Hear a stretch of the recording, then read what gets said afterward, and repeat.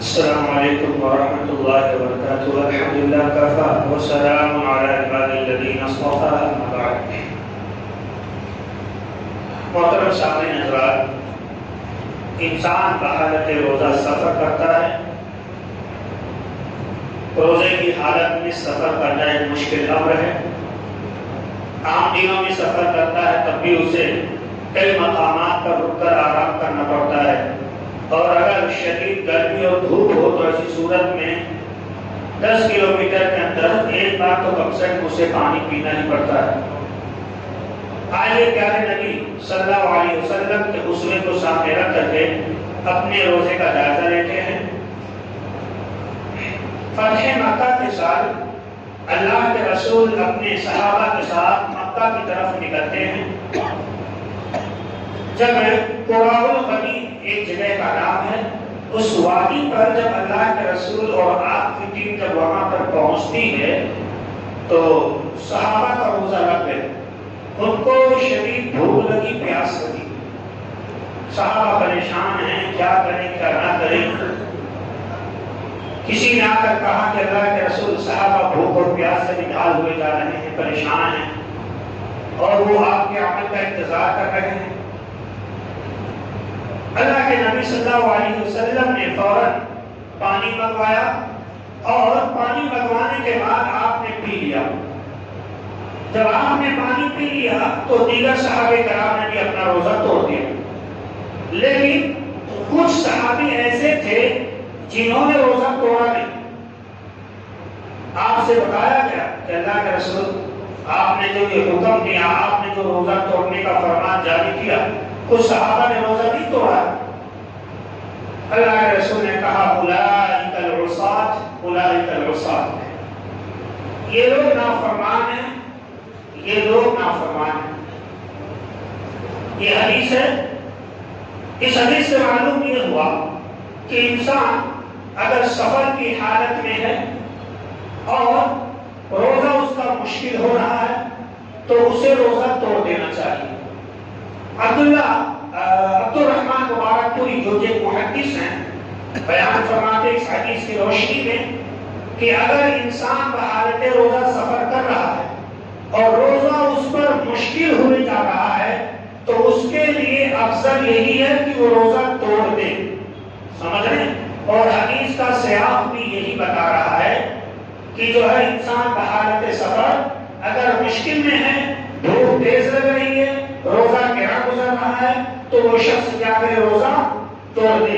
اگر وہ روزہ گرا گزرنے کے باوجود بھی روزہ نہیں توڑ رہا ہے تو ایسی صورت میں وہ نافرمان شمار کیا جائے گا، کیونکہ اللہ کے رسول صلی اللہ علیہ وسلم نے روزہ گرا گزرنے کی صورت میں توڑنے کا حکم دیا. اگر روزہ نہیں توڑا جائے گا تو نبی کے حکم کی خلاف ورزی ہوگی. ایک صحابہ ہیں حمزہ بن عمرو الاسلمی. یہ صحابی اللہ کے رسول کے پاس آتے ہیں، کہتے ہیں اللہ کے رسول، میرے اندر اتنی طاقت ہے کہ اگر میں سفر کروں روزے کی حالت میں تب بھی میں روزہ رکھ سکتا ہوں. بحالت سفر میں روزہ رکھ سکتا ہوں، میرے اندر اتنی طاقت ہے. تو یہ بتائیے اگر میں بحالت سفر روزہ رکھ لوں تو مجھے گناہ تو نہیں ملے گا؟ اللہ کے رسول نے کہا یہ رخصت من اللہ.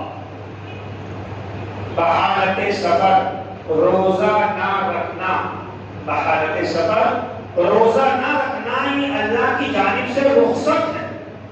فمن اخذ بها فحسن. تو بحالت سفر جو انسان روزہ نہ رکھے تو وہ بہت بہتر کام کر رہا ہے. لیکن ومن احب ان يصوم، جو بحالت سفر روزہ رکھنا چاہ رہا ہے، فلا جناح علیہ، تو اس پر کوئی گناہ بھی نہیں ہے. تو اس حدیث سے معلوم یہ ہوا کہ سفر کی حالت میں روزہ رکھنا بھی درست ہے اور روزہ نہ رکھنا بھی درست ہے. لیکن میں نے کہا نا، محدث صاحب عبد الرحمن رحمۃ اللہ علیہ کا قول آپ کے سامنے رکھا کہ اگر انسان پر روزہ بھاری پڑ رہا ہے سفر کی حالت میں تو روزہ توڑنا ہی افضل ہوگا.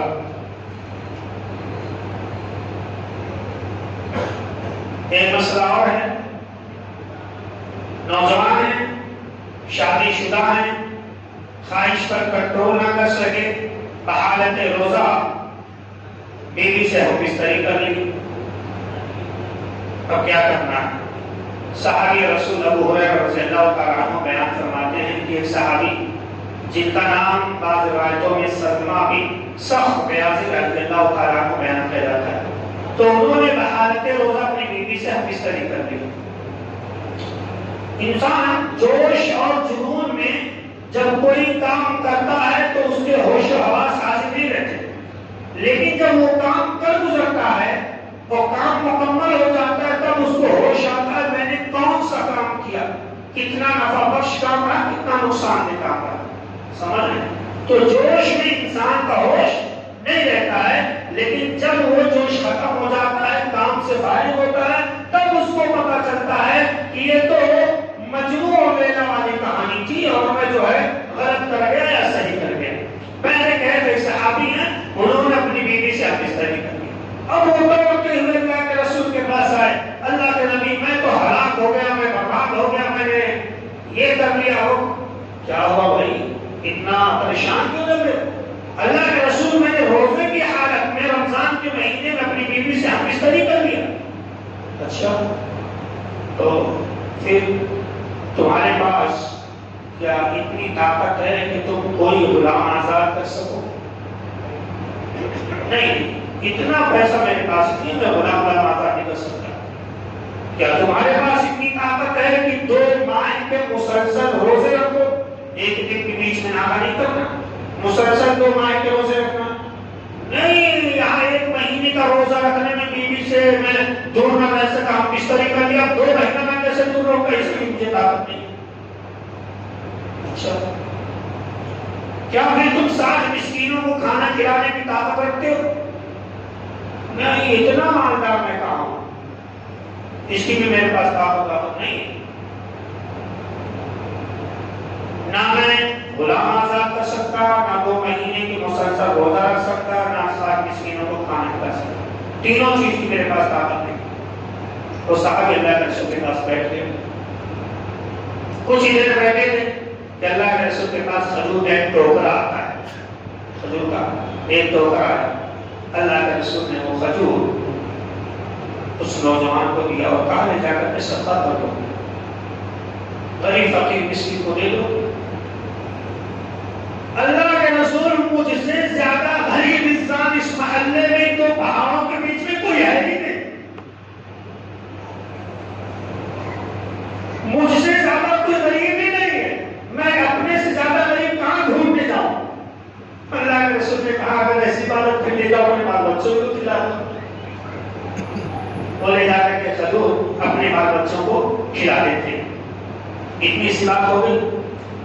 ایک بات اور سماعت فرما لیں، سنن ابو داؤد کی روایت میں یہ الفاظ موجود ہے کہ اس آدمی کو یا اس صحابی رسول کو اللہ کے رسول نے یہ کہا وصوم یوما، ایک دن کا روزہ رکھو گے، واستغفر اللہ، اور توبہ استغفار بھی کرو گے۔ تو دونوں روایتوں کو اکٹھا کرنے کے بعد جو بات معلوم ہوتی ہے وہ یہ ہے کہ جو انسان رمضان کے مہینے میں روزے کے حالت میں بیوی سے ہم بستری کر لیتا ہے تو اس کو قضا بھی دینا پڑے گا، کفارہ بھی ادا کرنا پڑے گا اور اللہ سے توبہ استغفار بھی کرنا پڑے گا۔ کفارہ بھی ادا کرنا پڑے گا، قضا بھی کرنا پڑے گا اور اللہ سے توبہ استغفار بھی کرنا پڑے گا۔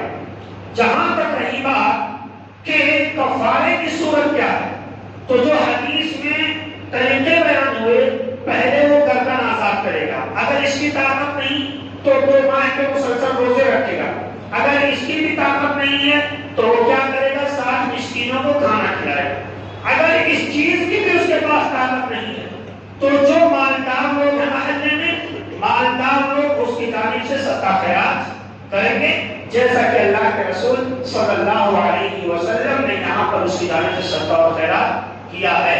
لیکن انسان اگر خود سے کفارے روزہ ادا کر رہا ہے تو اس کے لیے 3 اسٹیپ ہیں، پہلا گردن آزاد کرنا، دوسرا 2 ماہ کے روزے رکھنا اور تیسرا 60 مسکینوں کو کھانا کھلانا۔ اگر اس کے اندر اس کی طاقت نہیں ہے تو چوتھا طریقہ یہ ہے کہ دوسرا آدمی اس کی جانب سے صدقہ و خیرات کر دیا۔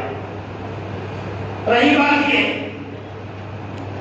آخری بات، رہی بات یہ کہ بیوی صاحبہ جو ہم بستری میں شریک رہی ہیں، کیا ان کا روزہ فاسد ہوگا یا نہیں ہوگا؟ تو ابن قرآن رحمۃ اللہ علیہ بیان کرتے ہیں کہ بیوی کا روزہ بھی فاسد ہو جائے گا، اس سلسلے میں کسی کا کوئی اختلاف نہیں ہے۔ سمجھ؟ اب ایک مسئلہ اور ہے، جب روزہ فاسد ہو گیا تو کیا بیوی بھی کفارہ ادا کرے گی؟ کیا اس کے اوپر کفارہ لازم ہوتا ہے یا نہیں؟ تو آگے بیان کرتے ہیں کہ اس مسئلے میں بڑا زیادہ اختلاف ہے، لیکن مجھے علماء کی ایک کمیٹی جو سعودی عربیہ کی جو لجنہ کی کمیٹی ہے، فتویٰ کمیٹی ہے، ان کا فتویٰ بڑا مناسب معلوم ہوا۔